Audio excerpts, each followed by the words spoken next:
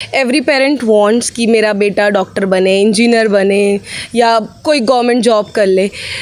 ऐसी family background जहाँ पे हमेशा सारे लोग साइंस के हैं या कॉमर्स का कोई है ही नहीं, उसमें से निकल के सीएमए बनना, दैट टू सीएमए एक बार में निकालना और इंडिया की one of the best company Deloitte में प्लेस होना, अपने आप में ही काफ़ी ज़्यादा काबिल तारीफ़ है।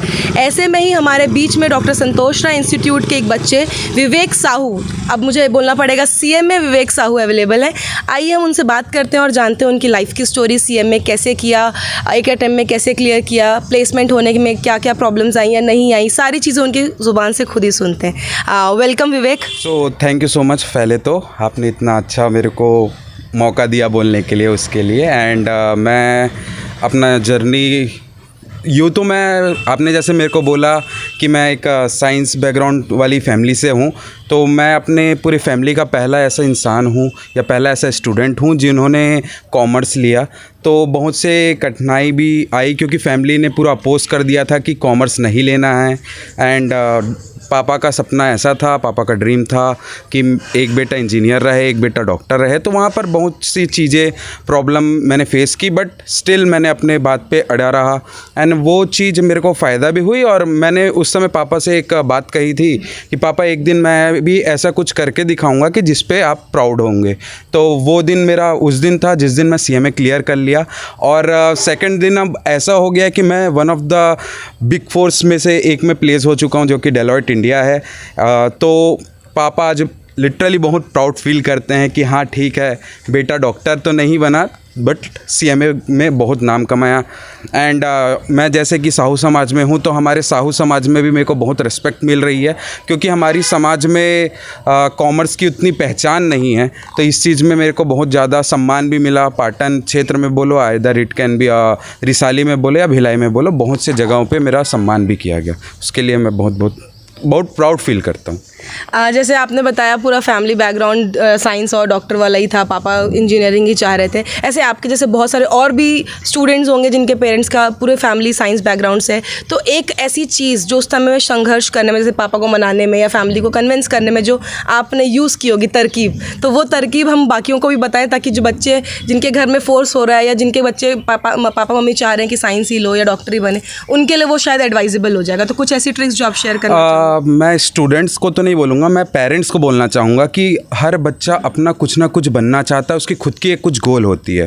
तो उसको मेरे हिसाब से 10th के बाद एक स्ट्रीम चुननी होती है, तो हमेशा उसको छोड़ दो। क्योंकि जैसा मैं था, मैं अपने जीत से लड़के कॉमर्स लिया था, तो बहुत ही मतलब ऐसा हो गया था कि मेरे को खुद को प्रूफ करना था।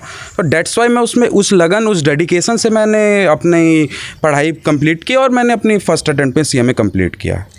जैसे कि आपने 1 by 1 ऑन गो में आपने पूरा सीएमए निकाला। बहुत लोगों का डाउट होता है कि एक बार में निकालना कैसा होगा, क्या तैयारी की थी या कैसे आपने प्रैक्टिस की, होमवर्क किया, एग्ज़ाम दिया, टेस्ट दिया, क्योंकि सिंपल सी बात है ना, क्लियर करना और एक अटेम्प्ट में क्लियर करने में फ़र्क होता है। तो आपके अकॉर्डिंग आपने कैसी प्लानिंग की थी, कैसे पूरा आपका स्टडी स्ट्रक्चर कैसा था और किसका सबसे ज़्यादा सपोर्ट मिला 1 अटेम्प्ट में क्लियर करने के लिए?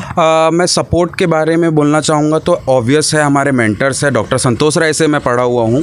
तो संतोष सर हमेशा मोटिवेट करते रहे, मिट्ठू मैम का हमेशा गाइडेंस रहा, प्रवीण सर, केतन सर मेरे से बहुत जुड़े हुए हैं और मैं उनसे बहुत जुड़ा हूँ क्योंकि उनका जो डेडिकेशन है, उनका काम करने का तरीका है, हमेशा लगे रहो, यही चीज़ मैं उनको फॉलो करते रहा।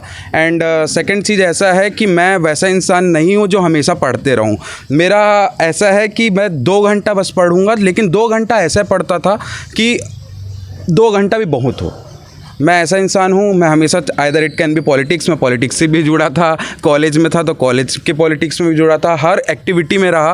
तो ऐसा है कि मैं यही बोलना चाहूँगा कि आप जब भी पढ़ाई करो या जो भी काम करो, जो भी वर्क करो, उससे डेडिकेटेड होकर रहो और उसको मन से करोगे तो हमेशा डेफिनेटली वो चीज़ आपको अच्छा लगेगा।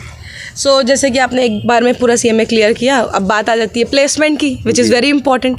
प्लेसमेंट में कुछ स्टोरी है जो आप शेयर करना चाहें, या क्या तकलीफ़ आई थी प्लेसमेंट में, या क्या ऐसा क्या चीज़ था जो आपको मोटिवेटेड रखा प्लेसमेंट के टाइम पे, और उसमें से कुछ एक अच्छा एक्सपीरियंस आप शेयर कीजिए। प्लेसमेंट के पहले मैं संतोष सर और मिट्टू मैम को बहुत बहुत थैंक यू बोलना चाहूँगा, क्योंकि उन्होंने प्लेसमेंट के पहले हम लोगों का GDPI क्लास लिया, जिसमें हमको बहुत सारी चीज़ें बताई गई, जो चीज़ हमको पता नहीं थी कि वहाँ क्या होने वाली। तो हमको बहुत सी चीज़ हमको पता चल चुकी थी कि किस टाइप की होना है, और इवन दो वहाँ बहुत कुछ फेस करना पड़ता है। जैसे कि मैं फर्स्ट अटैम्प्ट में एक बार क्लियर किया हूँ, तो बहुत से कंपनी में मैं शॉर्ट लिस्ट हो चुका था, तो वहाँ मेरे को मैनेज करते नहीं बन रहा था कि एक साथ, क्योंकि सभी कंपनियों के इंटरव्यू चल रही थी, तो एक बार में मैं किस कंपनी में इंटरव्यू दूँ, किस कंपनी को छोड़ूँ, ये चीज़ बहुत डिफ़िकल्ट हो रहा था।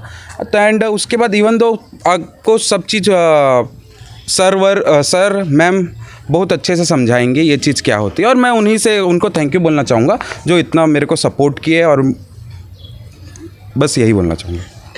सो प्लेसमेंट हो गया है, अभी चेन्नई जा रहे हैं आप, ठीक है, ट्रेनिंग हो चुकी है आपकी, आधा संघर्ष लाइफ का कंप्लीट हो चुका है, राइट। एक स्टूडेंट का सबसे बड़ा ड्रीम होता है एक अच्छी जॉब मिल जाए, पहले पढ़ लूँ फिर एक अच्छी जॉब मिल जाए ताकि मैं अपने मन की सारी इच्छाएं पूरी कर लूँ।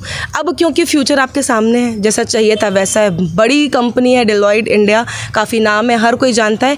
अब आपकी एक्सपेक्टेशन अपने लिए फ्यूचर को लेके क्या है?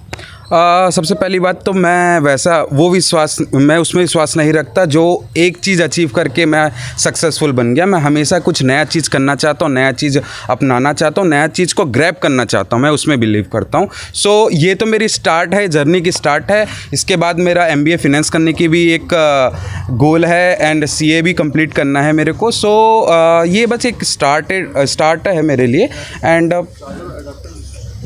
Thank you. तो ये थे CMA विवेक साहू। अब CMA बोलना बहुत अच्छा है क्योंकि उन्होंने कमाया है वो चीज़, उनकी लाइफ एक्सपीरियंस उन्होंने खुद अपने आप से आपसे शेयर की। ऐसे ही डॉक्टर संतोष इंस्टीट्यूट CMA विवेक साहू को ऑल द बेस्ट बोलता है फॉर हिज फ्यूचर।